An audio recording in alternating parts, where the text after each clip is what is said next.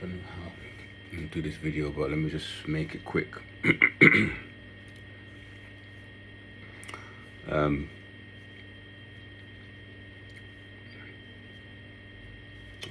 I went for a skate today, just a short one. And as I'm in the park, there's a guy that I've met in there. He usually turns up to skate with his daughter, and they are, beginners. Like they just start. They're in terms of their level, they're like beginners. They don't skate often. And as I was doing my thing, when I saw him last time with the daughter, there was a guy who's an advanced skater who came, and I started asking him stuff about my technique, and he gave me some tips to help me. And the man's daughter was there, and he saw her struggling to do certain things, so he's just automatically went over and started giving her tips, and he called her over and started helping her. But before this had happened, this young lady and her dad, I've been seeing them around, and I hadn't helped them. And usually we all help each other, but there was just something about the man that I wasn't sure. I couldn't quite put my finger on it. I just felt, even though like it took a long time he started saying hello, and we started nodding each other and nudging each other. We didn't actually like greet each other or anything. He used to skate in the park behind, because the texture is a bit more rough, so a bit more, so you got less roll on the wheels. And his daughter would skate with us in the park that we like, because it's got smooth concrete. And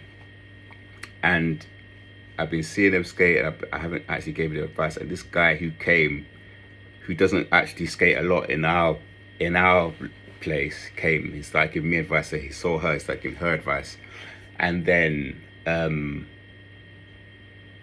we struck up a conversation about progress and what we're doing, and just talking about things. And we're talking about, I think the daughter, she's learned to play piano or something. And as we were talking and he was talking, I noticed that she was like, daddy, daddy, daddy, like, oh daddy, can I just say this, can I just say that? And he would actually say, oh, what is it, princess, what do you want to say, darling, or something like that. He would say to her, but she was trying to always to get his attention. And she was like very soft spoken, and the way she moved her body and when she was skating, everything about her, she comes across as a very shy yet very capable skater and human. Like, in fact, I thought in terms of her skating ability, she's very good, very natural, will be really good in the future. But I could tell that she's a codependent, unawakened empath. And he might not be a narc, but he showed me a lot of narcissistic traits. Today I saw him and he was alone, and we had a conversation.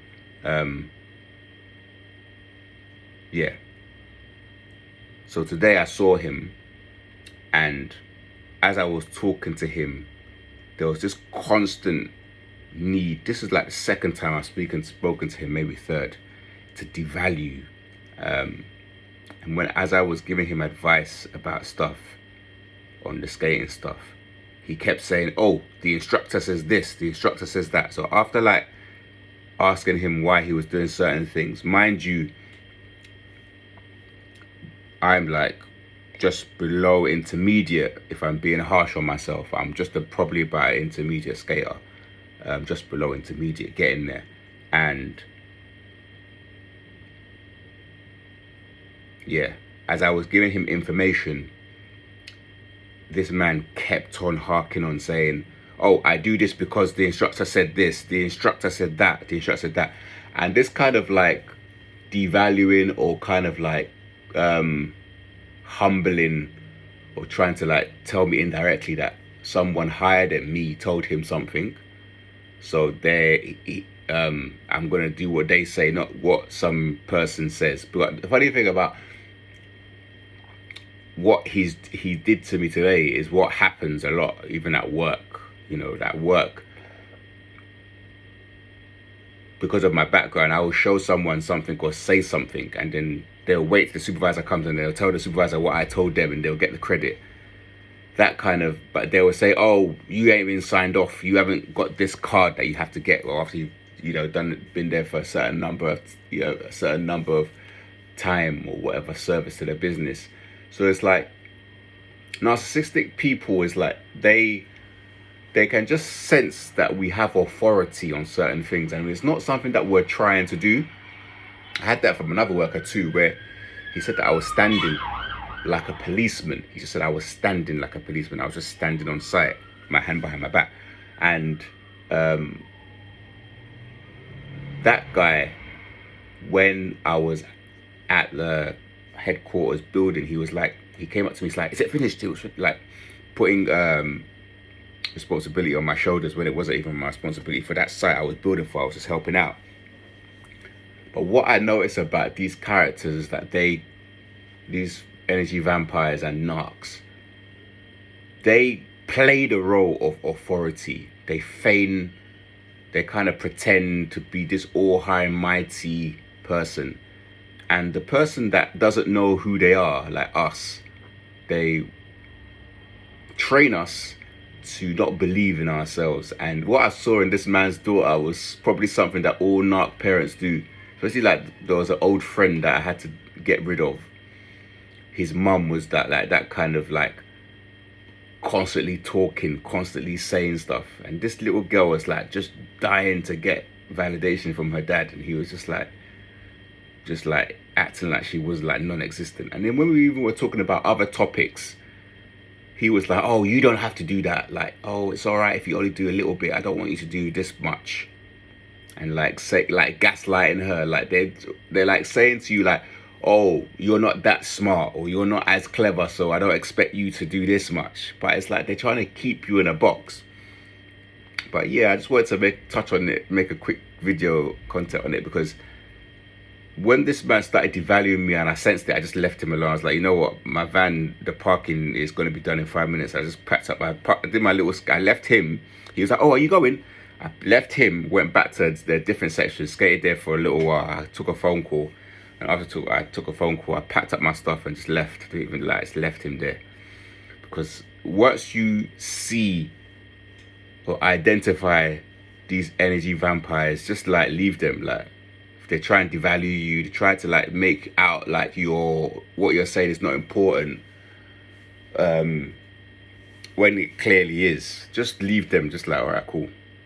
Because no skin of your nose. Like, you're not paying me. Why should I give you information? Why should I help you? You know, there's no point. And this behavior, the more we do it, the stronger we sort of use our intuition, our muscle, our like third eye gets stronger. We sense them better. You know, same with like when we fall into our bad patterns and habits. The more we do our good habits and not do bad habits, the stronger the good muscles become, and we're able to sort of stay on the path. Although I say that I don't judge anyone that is struggling with any addictions or anything that negative that they're using to escape the reality of being abused constantly and having to prove themselves and having to be judged constantly and blaming themselves for stuff. I really don't blame you at all. Like, just praying that you slowly start to come out of those things, and even if you don't come out of those things, let's do them as small as possible. Like, you know, really spend the time to sort of work on your shadow. But yeah, I wanted to make a video about this man. Like, this guy was just like, yeah, he was just like trying to devalue me, trying to like downplay what I was saying. So I took it, but I just drew back my energy and left. So I think you should do the same when you sense that. Peace.